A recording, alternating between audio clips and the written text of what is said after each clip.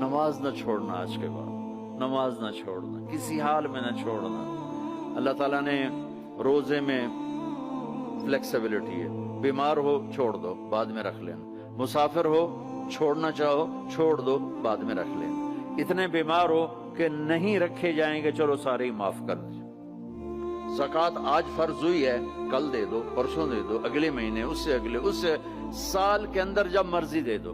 حج فرض ہو گیا ہے، اس سال کر لو، اگلے سال کر لو، مرنے سے پہلے جب کر لو۔ لیکن نماز آ گئی، ان الصلاۃ کانت علی المؤمنین کتابا موقوتا، نماز نہیں ہل سکتی، اسے اپنی جگہ پہ ہی پڑھنا ہے۔ میرے نبی کے نواسے نے کربلا کے میدان میں نماز پڑھ کے پیغام دے دیا کہ زیر خنجر بھی یہ پیغام سنایا ہم نے کہ موت سر پر کھڑی ہے، جنت کے دروازے کھل چکے ہیں، اور جنگ سے پہلے آنکھ لگ گئی، آنکھ کھلی تو ہنسنے لگے۔ بہن زینب نے پوچھا یہ کون سا ہنسنے کا موقع ہے؟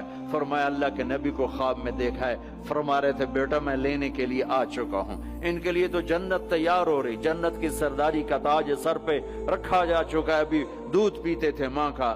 اور پھر نماز کا وقت ہوتا ہے اور اللہ کے نام پہ یہ وہ جنگ ہے، ایسے نہ پہلے کبھی ہوئی نہ بعد میں کبھی ہوگی، نہ حسین جیسا آئے گا، نہ وہ جنگ کا نقشہ بنے گا، نہ ایسے مظلوم آئیں گے، نہ ایسا نقشہ بنے گا۔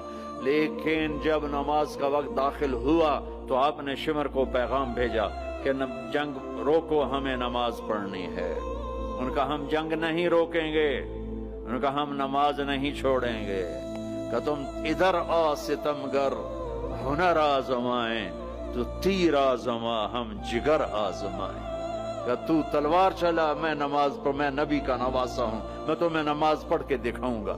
تیروں کی بوچھاڑ میں، تلواروں کی جھنکار میں میرے نبی کے نواسے نے نماز پڑھ کے دکھائی، اور اپنے سارے ساتھیوں کو پڑھائی، اکیلے نہیں پڑھی میں پڑھ لوں تھوڑی چھوٹی، سب کو پڑھائی۔